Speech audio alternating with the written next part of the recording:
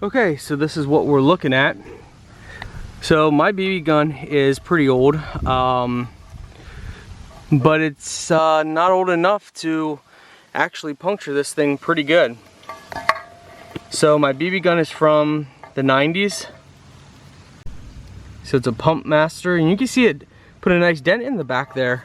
I mean, there you can see a little bit, it bulged out a little, didn't go through. I can't believe that though.